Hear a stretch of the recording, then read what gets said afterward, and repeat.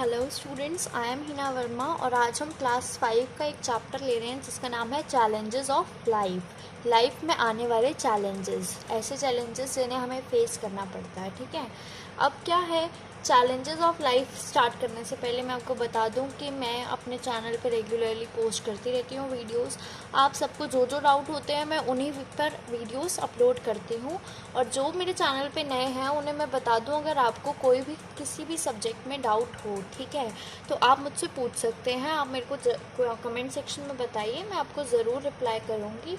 ठीक है, और अगर आप चाहते हैं कि कोई भी ऐसा चैप्टर है जिस पे मैं वीडियो बनाऊं, ऐसा कोई पोएम है इंग्लिश की, कोई चैप्टर है या किसी और सब्जेक्ट का चैप्टर है, तो आप मुझे बताइए, मैं ज़रूर उस पर वीडियो बनाऊंगी और आपकी दिक्कत सॉल्व हो जाएगी। ठीक है, अब हम चैप्टर स्टार्ट करते हैं। ठीक है, तो चैलेंजेस ऑफ लाइफ में आने वाली दिक्कतें। ठीक है, तो मैंने इस जो चैप्टर है, इस चैप्टर को मैंने बहुत ब्रीफली अच्छे से एक्सप्लेन करने के लिए इसको एक पॉइंट्स सिस्टम में लिख दिया है। ठीक है, अब स्टार्ट करते हैं ताकि आपको बहुत इजीली समझ आ जाए और आपके माइंड में बैठ जाए। ठीक है, why people shift from one place to other. ठीक है, अब क्या कह रहा है, पहला जो हमारा चैलेंजेस ऑफ लाइफ है, ठीक है, उसका जो पहला टॉपिक है वो क्या है कि जो लोग हैं वो एक जगह से दूसरी जगह क्यों जाते हैं। ठीक है, एक जगह से दूसरी जगह क्यों जाते हैं। ठीक है, अब हम अगर एक पर्टिकुलर इंसान की बात करें, ठीक है, एक पर्टिकुलर इंसान, एक इंसान वो क्या कर किस चीज़ के लिए एक जगह से दूसरी जगह शिफ्ट हो सकता है।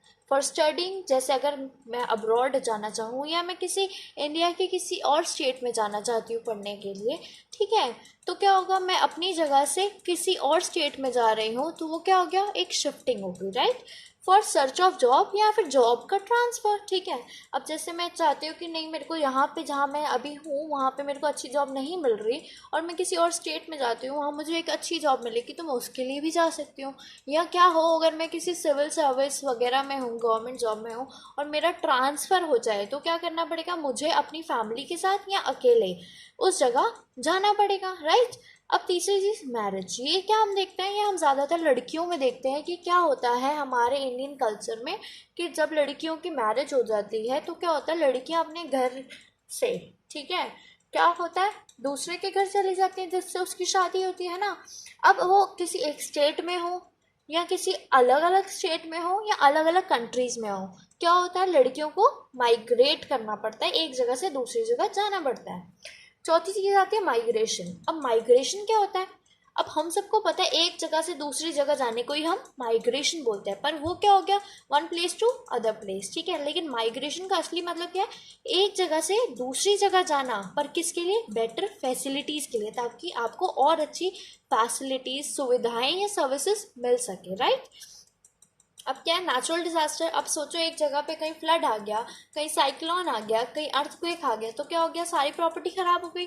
अब क्या करना पड़ेगा, हमें एक नया बिजनेस स्टार्ट करना पड़ेगा, नई जॉब करना पड़ेगा, सब कुछ नया करना पड़ेगा। तो हम क्या करते हैं, एक जगह से दूसरी जगह शिफ्ट हो जाते हैं, हम इस स्टेट से दूसरी स्टेट में चले जाते हैं, राइट। अब डिवीजन ऑफ फैमिली, ये आजकल बहुत कॉमन है हमारे बीच में कि क्या होता है, फैमिलीज डिवाइड हो जाती हैं। ठीक है, सब चाहते हैं आजकल छोटी छोटी फैमिलीज हो, हालांकि ये सही नहीं है। जॉइंट फैमिली का एक अलग ही मज़ा है, एक अलग ही रुतबा है, पर फिर भी क्या हो रहा है, आजकल छोटी छोटी फैमिलीज बट रही हैं, राइट। तो क्या हो रहा है, जब फैमिलीज से दूसरे अलग हो रहे हैं तो क्या हो रहा है, अलग अलग जगह पे जा रहे हैं, वो तो क्या कर रहे हैं, शिफ्ट ही तो कर रहे हैं ना, राइट। तो ये क्या हो गया, लोग क्यों इधर से उधर अलग से जाते हैं, ठीक है, एक जगह से दूसरी जगह क्यों जाते हैं। ठीक है, यहाँ तक क्लियर है। अब आते हैं हम सेकंड टॉपिक पे। सेकंड टॉपिक क्या है, इस पूरे चैप्टर में 4 ही टॉपिक है, ठीक है। तो क्या है, सेकंड टॉपिक है मास शिफ्टिंग। अब मास का क्या मतलब होता है, यहाँ क्या हो रहा था, एक बंदे की बात हो रही थी या एक फैमिली की बात हो रही थी, राइट। मास का मतलब क्या होता है, एक बड़ी कम्युनिटी, बहुत सारे लोग जिसमें जा रहे हैं, वो क्या हो गया, हमारा मास हो गया बहुत ज़्यादा। ठीक है, अब क्या होता है, a community moves from one place to other, एक कम्युनिटी पूरी क्या कर रही है, एक जगह से दूसरी जगह जा रही है, राइट। अब इसमें मास शिफ्टिंग में ना हमारे को 3 चीज़ें दी गई हैं, ठीक है, जिसके बारे में हमने थोड़ा डिस्कस करा है विद एग्जांपल्स, राइट, ताकि आपको पता चल जाए कि मास शिफ्टिंग होती क्या है, राइट। ठीक है, तो अब आते हैं पहली चीज़, पार्टीशन। पार्टीशन क्या, जब हमारा इंडिया पाकिस्तान डिवाइड हुआ, राइट, पार्टीशन ही तो है ना वो, जिसकी वजह से हम 15 अगस्त सेलिब्रेट करते हैं, अपना इंडिपेंडेंस डे सेलिब्रेट करते हैं, राइट। अब क्या पार्टीशन कब हुआ था? 1947 में। हम सबको पता है पार्टीशन कब हुआ था? 1947 में। किसके बीच? इंडिया और पाकिस्तान के बीच, राइट। अब जब ये पार्टीशन हुआ, ठीक है, ये क्या हो गया हमारा पार्टीशन, ये इंडिया, ये पाकिस्तान, ठीक है। अब क्या हुआ, यहाँ के कुछ लोग यहाँ गए, कुछ लोग यहाँ के यहाँ आए, राइट। इस चीज़ के बीच में क्या हुआ, बहुत ज़्यादा लड़ाई झगड़े हो रहे थे। तो क्या हुआ, इन लड़ाई झगड़ों के बीच में बहुत सारे लोग मर गए, बहुत ज़्यादा लोगों की डेथ हो गई, डाई हो गए वो, ठीक है। कुछ लोग क्या हुआ, जो इंडिया से पाकिस्तान बॉर्डर पे चले गए, या बहुत सारे लोग पाकिस्तान के से इंडिया के बॉर्डर पे आ गए। अब क्या थे, वो यहाँ पे रहने वाले थे, ठीक है, उनके पास कोई साधन नहीं है इंडिया में, तो क्या करते थे, वो बॉर्डर के पास रहते थे कैंप्स में, ठीक है। अब क्या हुआ, जो लोगों ने शिफ्टिंग करी, अब उनके पास तो कोई चीज़ नहीं है ना, कोई चीज़ नहीं है उस देश में। तो क्या हुआ, उन्हें अपनी लाइफ दोबारा से स्टार्ट करनी पड़ी, सब कुछ दोबारा से बनाना पड़ा, नया घर, नई चीज़ें, नई जॉब, सब कुछ नया, ठीक है। अब क्या हुआ, जब ऐसा कुछ करना पड़ा तो जिन लोगों ने बहुत मेहनत करी वो तो सक्सेसफुल दोबारा हो गए, ठीक है। तो अभी यहाँ हम क्या बात करें, मास शिफ्टिंग की बात करें। जब बहुत सारे लोग इधर से उधर आए तो क्या हुआ, बहुत सारे चैलेंजेस फेस करे लोगों ने, जिसकी वजह से क्या हुआ, बहुत सारे लोग मर गए, they died due to violence. जो वहाँ पे वायलेंस हो रहा था, ठीक है, उसकी वजह से वो मर गए, ठीक है। जो लोग वहाँ पहुँच गए, people who had reached safely had to live in camps, ठीक है, उन्हें कहाँ रहना पड़ता था, कैंप्स में रहना पड़ता था। अब सब कुछ, इनका सब कुछ खत्म हो गया, इधर से उधर चले गए, कुछ है ही नहीं, कोई जान पहचान ही नहीं है, तो उन्हें क्या करना पड़ा, अपनी लाइफ दोबारा से स्टार्ट करनी पड़ गई, ठीक है। स्क्रैच से, लाइफ स्टार्टेड फ्रॉम स्क्रैच, दोबारा से सब कुछ स्टार्ट करना, right. People once again became successful by hard work and strong determination. अब जिन लोगों ने बहुत मेहनत करी, मतलब हार्ड वर्क करा, और जिनकी डिटर्मिनेशन थी बहुत ज़्यादा स्ट्रॉन्ग कि नहीं हमें करना है, हमें आगे बढ़ना है, वो क्या हुआ, वो आगे बढ़ गए, ठीक है, वो सक्सेसफुल दोबारा से हो गए। ओके, अब आगे बढ़ते हैं।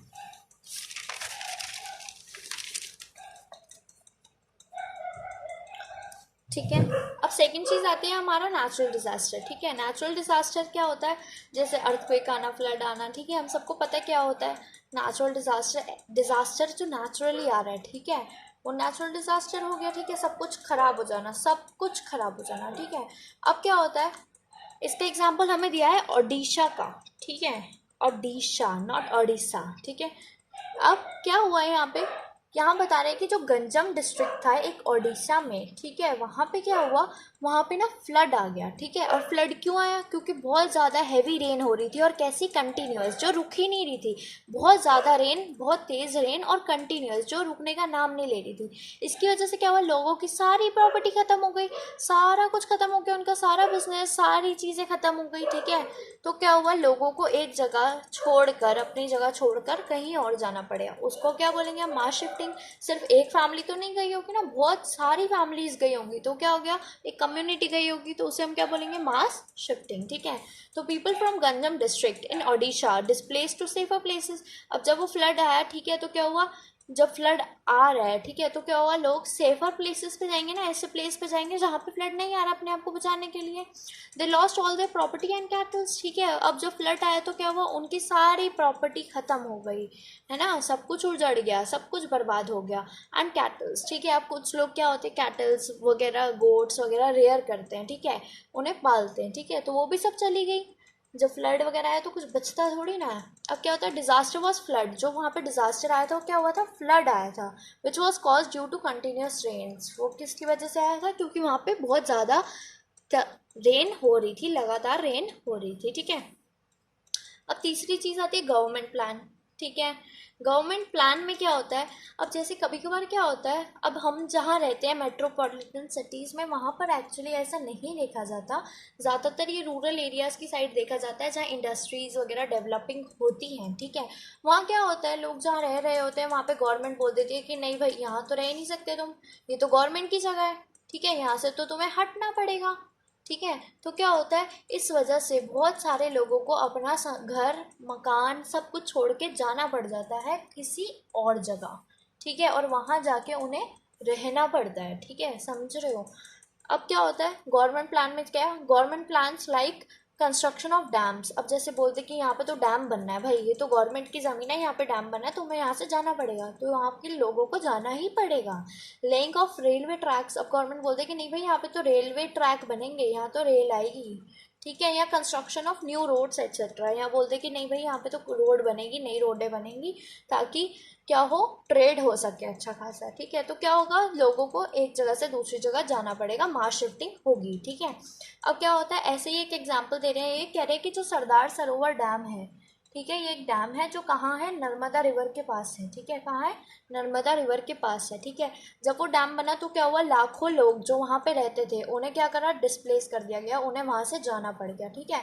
तो Sardar Sarovar dam over Narmada river displaced lakhs of people living in nearly areas, ठीक है। जो सरदार सरोवर डैम के पास लोग रहते थे वहाँ से उन्हें हटा दिया गया, उन्हें डिस्प्लेस कर दिया गया, और वो कुछ लोग नहीं थे, लाखों की तादाद में लोग थे, ठीक है। और ये कहाँ है, नर्मदा रिवर के पास है। अब बता दो, ये सरदार सरोवर डैम जो है इसकी खासियत क्या है, मतलब इसका एक बहुत अच्छी चीज़ ये है कि ये गुजरात और राजस्थान, ये दोनों स्टेट्स में ये बहुत ही ज़्यादा हेल्प कर रहा है। कैसे, ये क्या कर रहा है, ये वाटर दे रहा है, किसके लिए, इरिगेशन के लिए। इरिगेशन क्या होता है, क्रॉप्स को पानी देना, राइट, अपनी फील्ड्स को पानी देना। अब ये क्या है, ये हॉटर स्टेट्स हैं, ठीक है, यहाँ गर्म में गर्माहट है, ठीक है। हम जैसे सब जानते हैं राजस्थान में सूखा पड़ जाता है, ठीक है। तो क्या होता है, गुजरात में भी कई ऐसी जगह है जहाँ सूखा पड़ जाता है, ठीक है। तो क्या होता है, ये सरदार सरोवर डैम जो है ये क्या प्रोवाइड करता है, पानी देता है इरिगेशन के लिए, मतलब आपके क्रॉप्स को पानी देने के लिए। और दूसरी चीज़ क्या होता है, ये हमें ड्रिंकिंग वाटर प्रोवाइड कर रहा है, कहाँ पे, राजस्थान और गुजरात में, राइट, क्लियर है। तो यहाँ पे हमने मास शिफ्टिंग में 3 चीज़ें सीखी। क्या सीखा कि पार्टीशन की वजह से मास शिफ्टिंग हुई थी, ठीक है। फिर नेचुरल डिजास्टर की वजह से भी मास शिफ्टिंग हुई, उसके बाद गवर्नमेंट प्लान की वजह से भी मास शिफ्टिंग हुई, ठीक है। ये मास शिफ्टिंग वाला टॉपिक यहाँ पे खत्म होता है। अब आते हैं थर्ड टॉपिक पे, ठीक है। थर्ड टॉपिक क्या है, challenges of shifting to a new place. कह रहे चलो ठीक है, अब तुम इस जगह से दूसरी जगह चले गए, ठीक है, अब तुम चले गए, पर अब तुम्हें वहाँ पर जाके भी तो चैलेंजेस फेस करने पड़ेंगे। अब मैं यहाँ से जा रही हूँ किसी और स्टेट में, ठीक है, तो मुझे वहाँ पे जाके भी तो देखना पड़ेगा ना, कहाँ रहना है, कैसे रहना है, क्या करना है, क्या नहीं करना, सब कुछ मेरे को नए से स्टार्ट करना पड़ेगा, ठीक है। तो उसे क्या बोल रहे हैं हम, challenges of shifting to a new place, ठीक है। अब जैसे मैं कहीं जाती हूँ तो मैं क्या करूँगी, सर्च न्यू जॉब या बिजनेस, ठीक है। अब मैं जा रही हूँ कहीं तो मुझे क्या करना पड़ेगा, एक नया जॉब या बिजनेस ढूंढना पड़ेगा, ठीक है। फिर क्या होगा, buy new house and essential things. अब मैं जा रही हूँ तो मैं कहीं रहूँगी भी तो सही ना, ठीक है। आपके घर वाले कहीं जा रहे हो तो उन्हें रहने के लिए तो जगह चाहिए, तो उन्हें घर भी खरीदना पड़ेगा, ठीक है, या रेंट पे लेना पड़ेगा। उसके बाद क्या होगा, उन्हें एसेंशियल थिंग्स चाहिए। अब जैसे घर है, ठीक है, उसमें क्या तुम्हें सोने के लिए भी चाहिए, ठीक है, सामान, बेड चाहिए, ठीक है, खाना खाने के लिए तुम्हें बर्तन चाहिए, सब कुछ चाहिए। तो जो एसेंशियल चीज़ें हैं वो तुम्हें लेनी पड़ेंगी। फिर time to know people and the area. अब जब तुम कहीं और जा रहे हो, तुम नई जगह शिफ्ट हुए, तो तुम्हें टाइम भी तो लगेगा ना कि वहाँ के लोग कैसे हैं, कैसा उनके साथ इंटरेक्शन है, कैसा बॉन्डिंग होगी। और तुम्हें एरिया भी तो देखना पड़ेगा ना कि इस एरिया में क्या चीज़ कहाँ है, कहाँ नहीं है, ठीक है। तो तुम्हें टाइम लगेगा। Differences in language, food and climate. अब क्या होता है, मैं जैसे समझो एग्जाम्पल लेती हूँ कि मैं पंजाब में हूँ और अब मैं जा रही हूँ महाराष्ट्र, राइट, ठीक है। तो क्या होगा, मैं यहाँ पे पंजाबी बोलती थी, अब मैं यहाँ पे क्या बोलूँगी, मराठी, राइट। तो क्या हो गया, लैंग्वेज का डिफरेंस सबसे बड़ा डिफरेंस हो गया। मुझे जब मैं जा रही हूँ तो मुझे लैंग्वेज के लिए बहुत दिक्कत होगी। उसके बाद फूड की दिक्कत होगी, यहाँ पे मैं स्पाइसी खाना खाती हूँ, यहाँ पे मैं मीठा खाना खा रही हूँ, हल्का लाइट खाना खा रही हूँ, ठीक है। अब क्लाइमेट का, यहाँ पे गर्मी सर्दी दोनों अलग अलग पड़ती है, यहाँ पे क्या है, यहाँ पे टेम्परेट जोन है ये, ठीक है, ना ज़्यादा ठंड ना ज़्यादा गर्मी, राइट, ठीक है। तो क्लाइमेटिक चेंज हो गया, ठीक है। अब क्या होता है, अब जैसे हमारा चिल्ड्रंस की बात अगर हम करते हैं, समझो जैसे कोई पेरेंट है, ठीक है, उसका ट्रांसफ़र हो गया है, जैसे पापा मम्मी का, तो क्या होगा, तुम्हें दूसरी स्टेट में जाना पड़ेगा। अब क्या होगा, अब बच्चा चलो ठीक है, वो तो सब कर लेंगे, मम्मी पापा जॉब भी ढूंढ लेंगे, बिजनेस भी, हाउस भी कर लेंगे, ठीक है, सब कुछ कर लेंगे। पर जब बच्चा नए स्कूल में जाएगा तो क्या होगा, उसको क्या करना पड़ेगा, पहले तो उसके लिए नया स्कूल, ठीक है, उसके बाद टीचर्स अलग अलग, ठीक है, बॉन्डिंग बनानी तो आसान नहीं होती सबके लिए, ठीक है। उसके बाद अलग बुक्स, जो पहले पढ़ रहा था वैसा कुछ नहीं है। उसके बाद क्लासमेट्स अलग, बिल्कुल अलग, तुम्हें कोई नहीं जानता, तुम दूसरे शहर से आए हो, दूसरे स्टेट से आए हो, फिर तुम्हें फ्रेंड्स अलग बनाने, तो क्या होता है, ये भी तो एक चैलेंज है ना जो तुम्हें फेस करना पड़ेगा, राइट। अब क्या होता है, अब हम आते हैं फोर्थ टॉपिक पे, जो हमारा लास्ट टॉपिक है इस चैप्टर का, वो क्या है, challenges due to physical activities. ठीक है, अब फिजिकल एक्टिविटीज़ क्या होती है, दौड़ना, भागना, कूदना, ये सब। ठीक है, जो हम अपनी बॉडी से कर रहे हैं, ठीक है, वो क्या हो गई, हमारी फिजिकल एक्टिविटीज़ हो गई, राइट। अब फिजिकल डिसेबिलिटी की बात कर रहे हैं यहाँ पे। फिजिकल डिसेबिलिटी क्या होती है, ऐसी चीज़ जिसकी वजह से क्या होता है, तुम्हारा कोई बॉडी पार्ट का लॉस हो जाता है, जैसे तुम्हारा हाथ कट गया, पैर कट गया, ठीक है, कुछ हो गया, ठीक है, तो ये क्या हो गया, तुम्हें दिखाई नहीं दे रहा, तुम्हें सुनाई नहीं दे रहा, ठीक है, तुम अंधे हो गए हो, ठीक है, तो क्या हो गया, ये फिजिकल डिसेबिलिटी तो है, तुम एक काम नहीं कर पा रहे जैसे बाकी लोग कर पा रहे हैं, ठीक है, तो ये तुम्हारी फिजिकल डिसेबिलिटी हो गया। अब ये क्या हो सकता है, ये बाय बर्थ भी हो सकता है, या फिर क्या हो, कोई इलनेस हो गई हो, तुम्हें कोई बीमारी हो गई हो, या फिर कोई तुम्हारा एक्सीडेंट हो गया हो, राइट। अब इसको क्या होता है, इसको लोग क्या, कुछ लोग तो बहुत सीरियसली ले लेते हैं जिनके साथ होता है, और वो क्या हो जाता है, वो डर जाता है, डिप्रेशन में आ जाता है, डिप्रेस्ड हो जाता है, टेंशन में आ जाते हैं। लेकिन कुछ लोग क्या होते हैं, उस चैलेंज को एक्सेप्ट करते हैं कि चलो ठीक है, अब हो गया, अब पूरी ज़िंदगी तो नहीं रह सकते ना, तो क्या करें, अब आगे बढ़ते हैं अपनी लाइफ में, राइट। तो हम उन कुछ लोगों के बारे में पढ़ रहे हैं, ऐसे 4 इंसानों के बारे में हम पढ़ रहे हैं जो फिजिकल डिसेबल होने के बावजूद भी बहुत आगे अपनी लाइफ में बढ़े। उन्होंने अपनी लाइफ को एंड नहीं करा, उन्होंने अपनी लाइफ को बोझ नहीं समझा, ठीक है, और हार्डवर्क करा और बहुत नाम भी कमाया, ठीक है। इसमें पहली लेडी आती है सुधा चंद्रन, ठीक है। सुधा चंद्रन एक ऐसी लेडी है जो क्या है, भरतनाट्यम डांसर है, ठीक है, भरतनाट्यम डांसर है, और वो बहुत अच्छी वेल नोन भरतनाट्यम डांसर है, उनका नाम चलता है, ठीक है, और एक वो बहुत अच्छी एक्ट्रेस भी हैं, ठीक है। अब क्या हुआ, वो बॉर्न हुई थी चेन्नई में, साउथ इंडिया में, ठीक है। अब चेन्नई कहाँ है, साउथ इंडिया में, हम सबको पता है।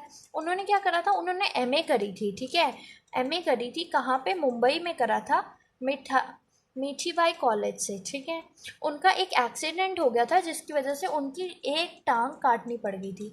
अब एक टांग काटने का क्या बोलते हैं हम इंग्लिश में, एम्प्यूटेट, ठीक है, काटने को, बॉडी पार्ट को काटने को हम क्या बोलेंगे, एम्प्यूटेट। तो क्या हुआ, accident led to amputate leg, ठीक है, एक्सीडेंट की वजह से उनकी एक टांग काटनी पड़ गई, ठीक है। तो उन्होंने क्या करा, एक नकली टांग लगा दी, ठीक है, जिसको हम क्या बोलते हैं, प्रोस्थेटिक।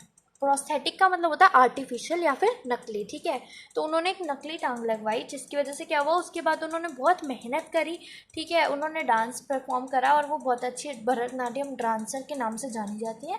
और देखा जाए तो अब उन्होंने बहुत सारे अवार्ड्स भी जीते हुए हैं, ठीक है। तो इससे हमें सीख मिलती है कि ठीक है, तुम्हारे साथ कुछ हो गया, ठीक है, बहुत सैड बात है, लेकिन क्या है, तुम्हें हार नहीं मानी, आगे तो बढ़ना है, ठीक है। अब क्या है, सेकंड की बात करें हम, अरुणिमा सिन्हा, ठीक है, ये एक बहुत ही अच्छी वेल नोन वॉलीबॉल प्लेयर थी, ठीक है।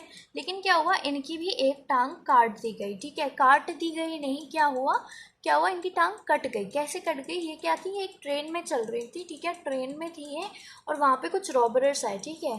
तो क्या हुआ, उन्होंने उनको बाहर फेंक दिया ट्रेन से, जिसकी वजह से क्या हुआ, उनकी एक टांग टूट गई। अब जब एक टांग टूट गई तो उन्होंने भी क्या करा, एक नकली टांग लगवाई, प्रोस्थेटिक लेग लगवाई, ठीक है। मैंने आपको बताया प्रोस्थेटिक का क्या मतलब होता है, आर्टिफिशियल लेग, ठीक है। तो प्रोस्थेटिक लेग उन्होंने भी लगवाई। फिर उन्होंने क्या करा, बहुत ज़्यादा हार्डवर्क करा, ठीक है। अब हार्डवर्क क्या करा उन्होंने सीखा क्लाइंबिंग माउंटेन, ठीक है, उन्होंने माउंटेन को क्लाइंब करने का सीखा। अब क्या हुआ, एक तो देखो, ठीक है, माउंटेन क्लाइंब करना इतना आसान बात तो नहीं है, ठीक है, फिर भी ऊपर से उनकी एक टांग नकली है, राइट, ठीक है, एक मतलब एक असली है, एक नकली है, राइट। तो उनके लिए वो कितना मुश्किल होगा, तब भी उन्होंने क्या करा, बहुत बहुत बहुत ज़्यादा हार्डवर्क करा, जिसकी वजह से उन्होंने वो स्किल सीख ली, जिसकी वजह से जैसे हम क्लाइंब करते हैं माउंटेन को, ठीक है। अब क्या हुआ, वो पहली लेडी बनी, ऐसी पहली लेडी थी अनुरिमा सिन्हा, जिन्होंने क्या करा, एक प्रोस्थेटिक लेग के साथ, मतलब एक नकली टांग के साथ माउंट एवरेस्ट को क्लाइंब करा। कब क्लाइंब करा उन्होंने, 2013 में, ठीक है। तो मई 2013 में उन्होंने क्या करा, माउंट एवरेस्ट को क्लाइंब करा अपनी प्रोस्थेटिक लेग से, और वो पहली ऐसी लेडी थी, ठीक है। तो इससे भी हमें सीख मिलती है कि नहीं भाई, अगर तुम हार्ड वर्क करोगे तो क्या होगा, तुम्हें सक्सेस मिलेगी ही, ठीक है। अब थर्ड पे आ जाते हैं हम, वो है हेलन एडम्स केलर, ठीक है। हेलन एडम्स केलर क्या है, एक ना डेफ और ब्लाइंड पर्सन है। अब डेफ का क्या मतलब होता है और ब्लाइंड का क्या मतलब होता है, डेफ का मतलब होता है ऐसा पर्सन जो सुन नहीं सकता, और ब्लाइंड का क्या मतलब होता है, ऐसा पर्सन जो देख नहीं सकता, राइट, ठीक है। तो हेलन एडम्स केलर क्या थी, एक ऐसी लड़की थी, एक ऐसी फीमेल थी जो क्या थी, डेफ थी, मतलब सुन नहीं सकती थी, और ब्लाइंड थी जो देख भी नहीं सकती थी। अब जब वो पैदा हुई तो वो डेफ पैदा हुई थी, वो सुन नहीं सकती थी। फिर उन्होंने क्या करा, बैचलर डिग्री और इन आर्ट्स करा, ठीक है, मतलब उन्होंने बीए करी थी, बैचलर डिग्री इन आर्ट्स करी थी, और उसके थोड़े टाइम बाद वो क्या हो गई, ब्लाइंड हो गई, ठीक है। अब वो जानी किस नाम से जाते हैं, हम उनको क्यों पढ़ रहे हैं, क्योंकि एक वो बहुत अच्छी ऑथर और लेक्चरार हैं। ऑथर क्या होता है, जो बुक्स लिखता है, ठीक है, बहुत अच्छी अच्छी बुक्स लिखता है। और लेक्चरार क्या होता है, जो पढ़ाता है, आपको बहुत अच्छे से समझाता है, राइट, ठीक है। अब वो क्या कहती हैं, वो कहती है कि जो मैं इतनी अच्छी बन गई हूँ, मेरा इसका क्रेडिट मैं देती हूँ अपने टीचर को, जिनका नाम है एनी सुलिवान, ठीक है। एनी सुलिवान मेरी टीचर है, और सारा क्रेडिट उनको जाता है। उन्होंने मेरे साथ बहुत मेहनत करी, मुझे हर चीज़ सिखाई, जिसकी वजह से आज मैं एक बहुत अच्छी ऑथर और लेक्चरार बन गई हूँ, ठीक है।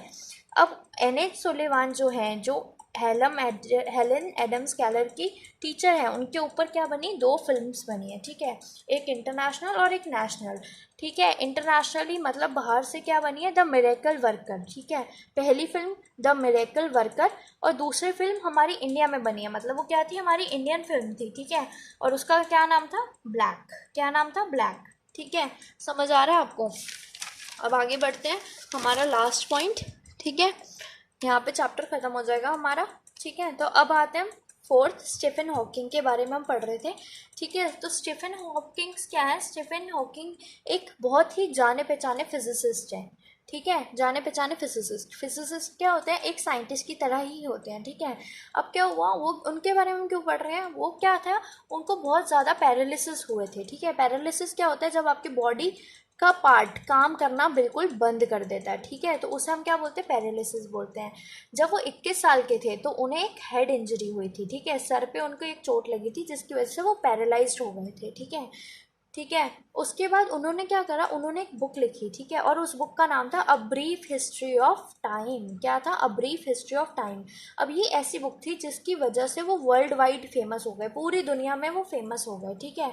तो स्टीफन हॉकिंग एक तो फिजिसिस्ट बहुत अच्छे हैं, दूसरी चीज़ उनकी जो बुक है a brief history of time, वो बहुत ही अच्छी बुक है, और पूरे वर्ल्ड में फेमस हो गए वो उस बुक को लिखने के कारण, ठीक है। और हम स्टीफन हॉकिंग जो थे, उन्होंने एक अवार्ड पाया 2009 में, जिसका नाम था प्रेसिडेंशियल मेडल ऑफ फ्रीडम। क्या नाम था, प्रेसिडेंशियल मेडल ऑफ फ्रीडम। ये यूएस गवर्नमेंट देती है, ठीक है, तो एक बहुत ही बड़ा मुकाम है, ठीक है।